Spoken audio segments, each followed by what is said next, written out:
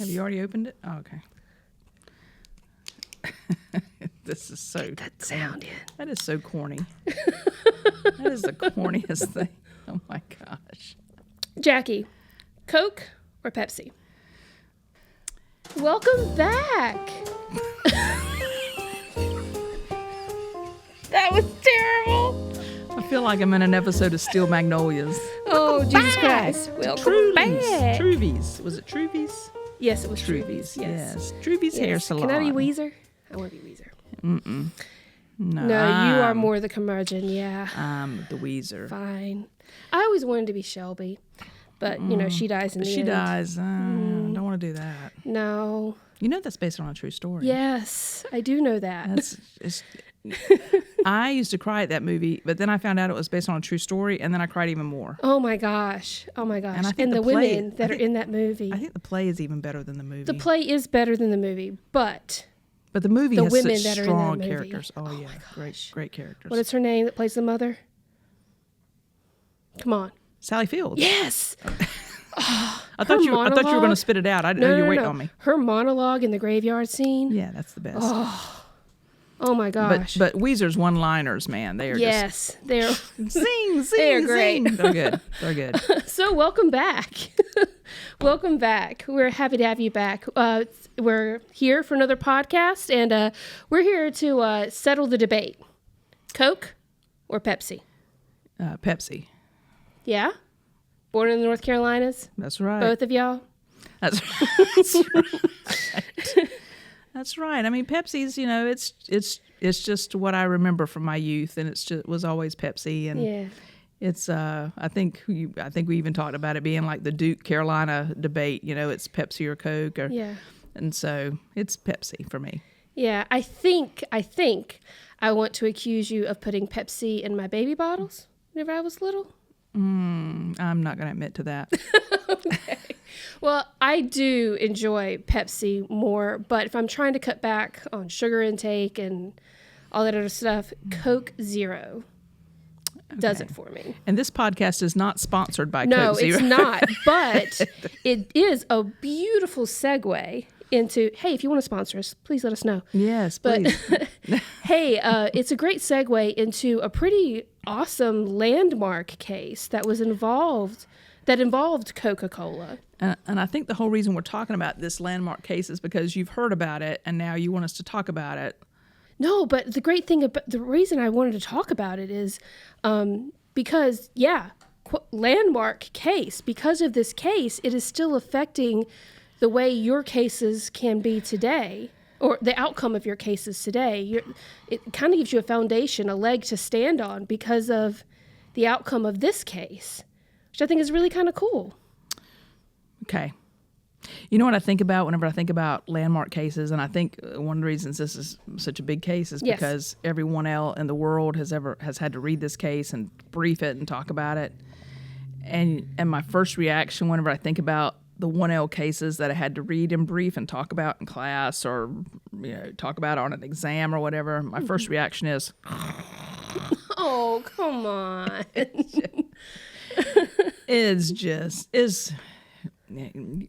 I mean, it's okay. But I think, but I'll try to feed off of your excitement. Thank you. Because I'm not as excited about it as I was 20 years ago. So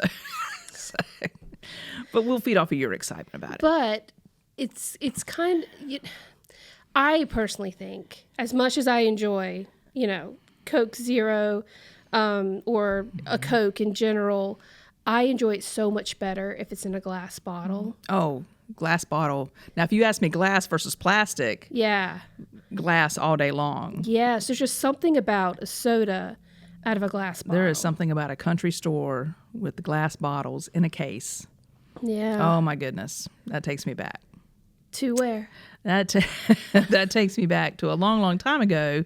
If we were out on a Sunday ride, we might stop at a gas station and maybe I'd get lucky enough to go inside and get a drink, a Pepsi, or it didn't matter to me whether it was Pepsi or Coke then because it was in a glass bottle. And if it was in a glass bottle, I would have choose the Pepsi, but we didn't have plastic back then. You know, you had to pay for the bottle and then you had to take it back or save it and get your deposit back. There was a deposit on the bottles? Oh yeah, you would if you needed. If you were a kid and you needed a little extra money, you'd go looking for bottles in the ditches and stuff.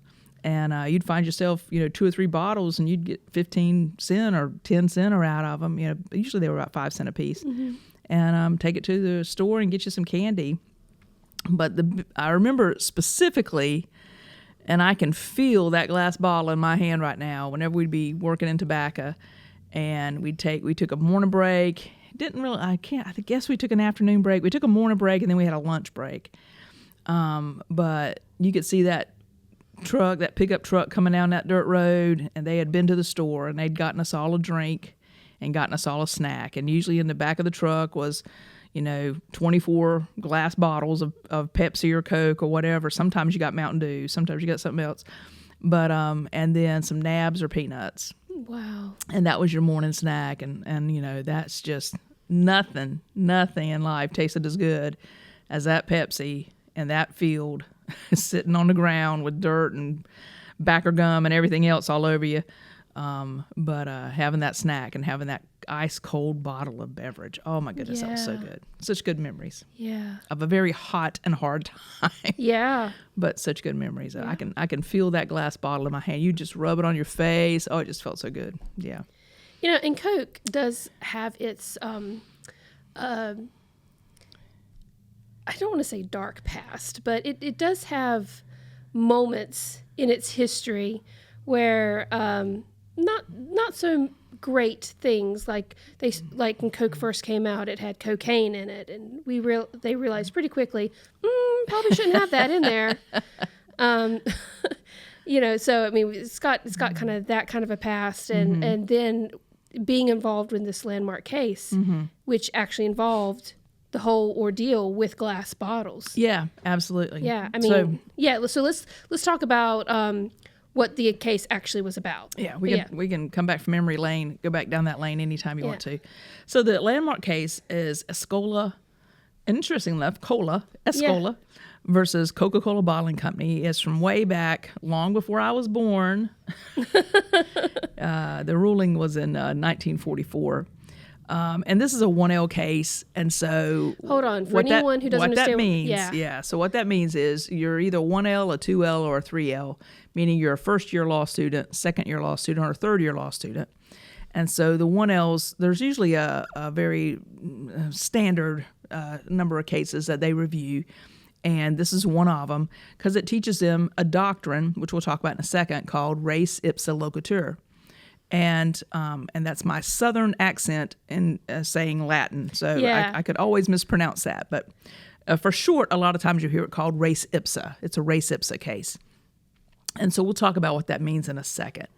But so this case had to do with Coca-Cola Bottling Company. And what happened was they had bottled, they were the manufacturer of the beverages in the glass bottles. And then they give it to the distributor, who then distributes it to the merchants, whether the merchant is a restaurant or a store, whatever the case may be. I think in this case, the injured person was in a restaurant. She was a waitress. A waitress in a restaurant. Okay. She was stocking the bottles. I'm pulling this out of the cobwebs of my mind, but so she was stocking the bottles like in the display case or in a case to keep them cool, probably moving them from a hot place or probably moving them from a non-refrigerated place to a refrigerated place, I should say. Yes. And she didn't bump the bottle or anything. It was as she was holding the bottle, it exploded in her hand. Yeah, just randomly exploded in her hand. Yeah, she's not bumping it or hitting it or top didn't fly off or anything. It was actually the glass exploded in her hand. Yeah. And so she filed a claim as a result of that. Because it was a major cut. Yeah. Oh, yeah. It was a bad injury. She had a major cut. Yeah. And so she filed a claim against Coca-Cola for that. And Coca-Cola, of course, said, hey, we haven't touched that bottle since it left the plant. How in the world are we responsible? It's been on a truck. It's been back in your stock room. It's been put on a truck, taken off a truck, moved to stock. There's so many other variables at play here. How could we be the one to blame? Right. Yeah. Where's our fault in this? Yeah. And so... And going up against a big company like that, too. I mean, that's pretty... I mean, that's a lot. Well, the cool thing is, and I won't get into all the details about it because honestly, I don't remember specific details, but the cool thing is this was one of the cases that put Melvin Belli on the map. Ooh, who's he? Melvin Belli was a very prominent personal injury attorney. He was known nationwide, especially after this. This really put him on the map. And so when any attorney that heard the name Melvin Belli knew he was a very successful attorney, kind of like in the 80s or 90s, you'd hear Johnny Cochran. Okay. You may know the name Johnny Cochran. I don't. I was born in the 80s, but go ahead.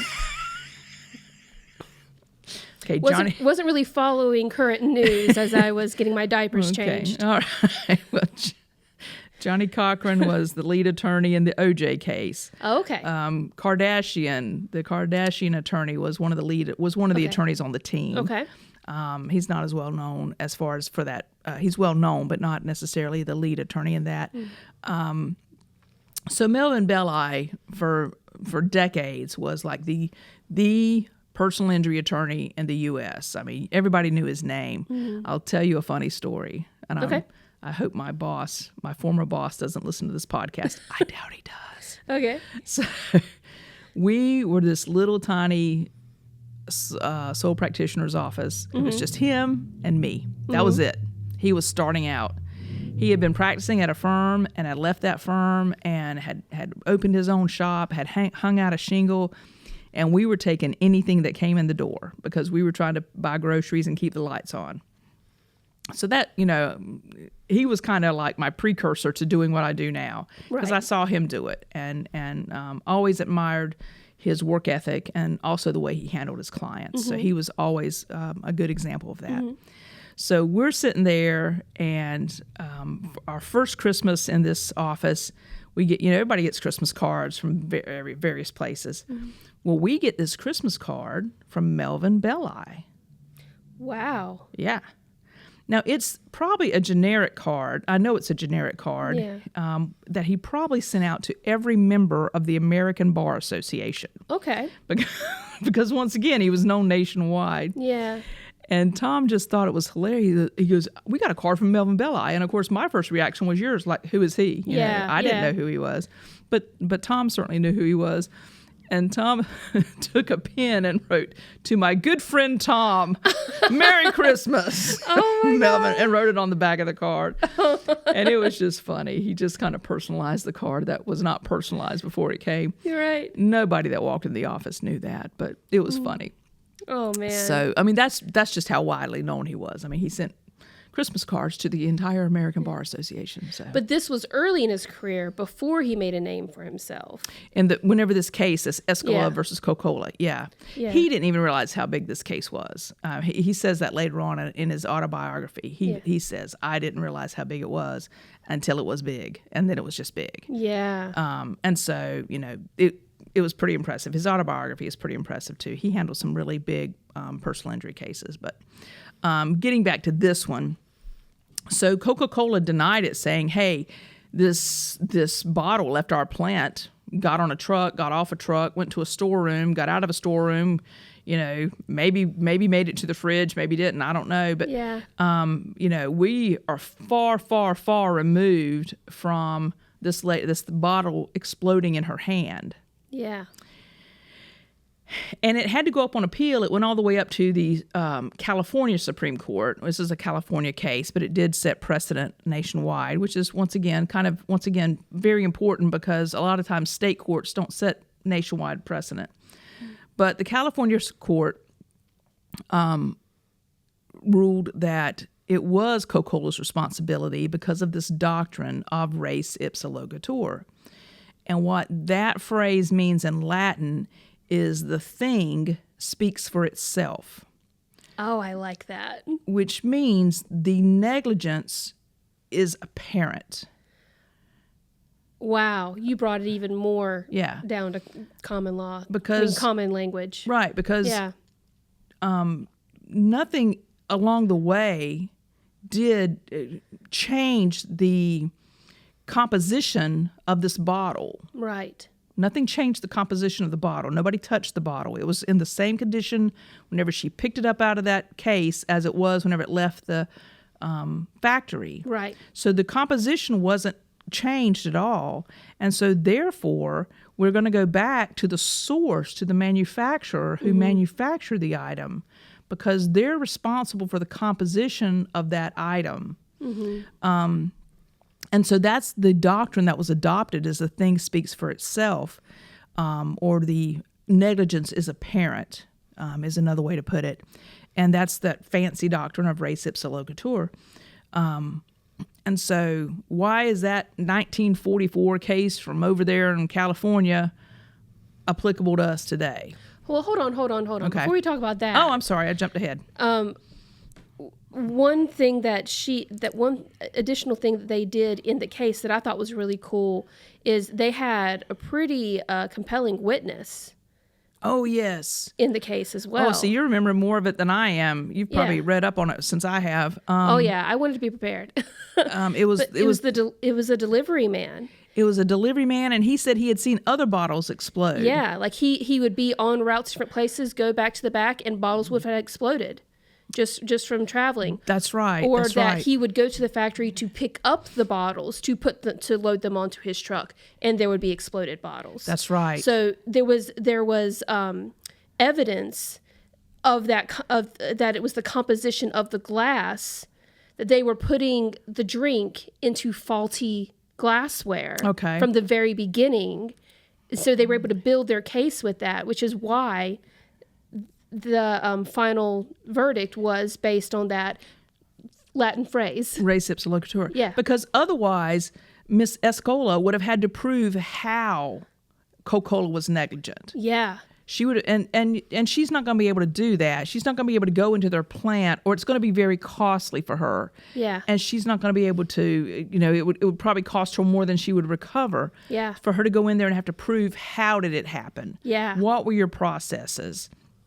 But whenever we adopt res ipsa, it's just because there was negligence, because there was injury, and there was nothing interfering with the product, then we can assume that there was negligence in the composition.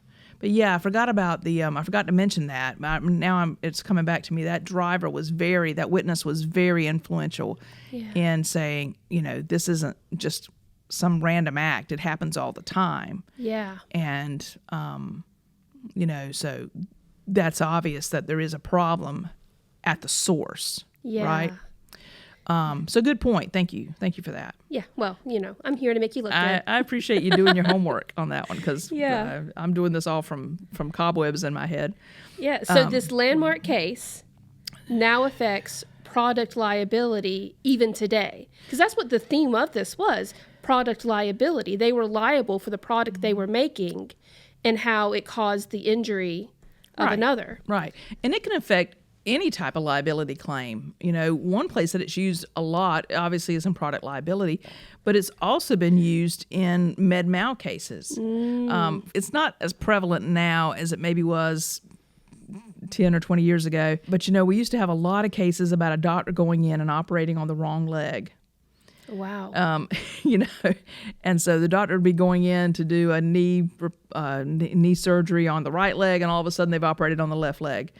And now we got a problem with the left leg. Yeah. And so if that were to happen, then, the argument is a res ipsa argument, because the client, who's a patient and who's now unconscious on an operating table, can't tell you what went wrong. Yeah. Other than somebody's operated on my left leg that wasn't supposed to be operated on. And so now I have an injury in my left leg, or something's wrong with my left leg. I can't tell you what happened inside my left leg, but I can tell you that my left leg wasn't supposed to be operated on. Yeah. And so therefore the negligence speaks for itself. Yeah. Or the thing speaks for itself. So it's used a lot in med-mal cases. The Latin phrase is used a lot. Res ipsa. Okay. Yeah. All right. But Yeah. the case the case has been used in product liability. And yeah, absolutely. And the case has been used in product liability cases, where you have similar things, similar events happen, and people are injured. And whether it's a lawnmower or whether it's something consumable like a Coke bottle, whatever the fault is, it would go back to the manufacturer. As long as, like people have had microwaves explode. You get a microwave, you install it, you put the first thing in there, and all of a sudden it explodes. People get shards of glass in their eyes, and all kinds of bad things happen. Catches fire, causes damage to your house, things like that. Rogue toasters, there's toasters that, you plug them in and they catch on fire. There's been some cases like that. Yeah. And rather than suing your source, whether it's Amazon or Walmart or Target, as long as whenever that product came into them, they didn't touch it. They took it off the truck and put it on the shelf. Yeah. They haven't opened the box and diddled with it or done anything to it. It literally went from truck to shelf. Then really they're just the middleman. They haven't touched the product, much like this this Coca-Cola bottle. As long as they're not part of the manufacturing process, then it would go back to the manufacturer who we would find at fault because the composition of the product is the same as when it left the factory. So how is that affecting your cases today? It's a very similar concept. You have and I have some cases that I'm thinking of that I can't talk about because we have confidentiality agreements. Right. But you have, in general, I'll say you have products that maybe a client is using, maybe in their workplace. Maybe it's an air hammer. What is that called? Is that called what's air called? gun? Air gun or an air hammer or I don't know what you're talking about. Some of those electric tools that you plug in and you use, Yeah. And it could instead of the nail gun, maybe a nail gun. Okay. Instead of the nail gun going forward, it goes backward. It shuts into your head, things like that. As long as we can, prove that there's some type of malfunction, then we can use this very case here, saying, "Hey, nothing happened to this product." Hasn't been tampered with. We haven't changed the composition of it. And so therefore... And the person was using it properly. Using it properly, absolutely. Yes. There used to be some law that said you had to be the purchaser of that product. Oh. So if, and there was actually a case about this where if I had, it was about a toaster and I bought the toaster and then you came over to my house and said, "Hey, can I borrow your toaster?" I was like, "Sure." And you took my toaster to your house and plugged it in and then it caught fire and burned your house down. Well, you couldn't recover because you didn't buy the toaster. And that's no longer the law, but it was there for a while and just seemed pretty unfair. But so we use it in cases where, we've used the property, we use the good accurately according to instructions, and then you use it, you haven't tampered with it or changed its composition in any way. Lawnmowers are a good example. I'll use one more example. I don't know what it is sometimes about men and lawnmowers, but they do love to get a lawnmower and then change what it's supposed to be doing. Oh. They'll take off the safety gauge, the safety things, and or they'll take off this the little hood down there that's supposed to... The blade guard? Yeah, the blade guard. They'll take that off because, that messes up their cut, and so... And then they'll reach their hand down there and cut their finger off for some reason. And that's not a products liability case. It's not. No. Because we've removed the blade guard.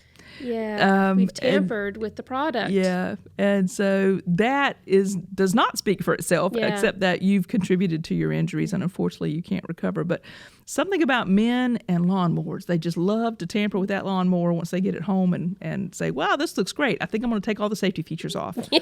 So my stepdad did that. My stepdad bought one of those 360 turn, nice, huge lawnmowers for a little half-acre of land. I don't know why, but men love big lawnmowers. And the first thing he did whenever he got it home, it had a safety feature that whenever you came off the seat, it turned off. Oh. Well, that's for your safety. Uh-huh. In case you get thrown from the thing, it will turn off. Well, he didn't like that. That's the first thing he did when we got it home, and I was visiting, and I drove up, and I said, "What's wrong with your lawnmower? You just got it." He goes, "I'm taking this thing off." And So I know from what and then he's out there cutting a ditch, at a 45-degree angle, and you're like, oh, I don't even want to watch. I don't want to watch whenever he comes off that seat and that lawnmower keeps going. Okay, so getting back to safer topics, I'm glad to know that if I enjoy a nice cold Coke, it's not going to explode in my hands. We hope not. Probably the plastic wouldn't anyway. But I'm talking about it in that nice glass. Yes, we need to get back to glass bottles. You can still buy them. I know. They're very expensive, but it's a better drink all the way around. Yeah. But that's it. That's Escola versus Coca-Cola. Yeah. Well, I'm glad we talked about this. I'm glad today. you made me. I've really enjoyed talking about it. I enjoyed reading up on it too. Yeah, it's interesting. Yeah. So. Well, thank you for joining us for Laughter in the Law. We hope you enjoyed this podcast too.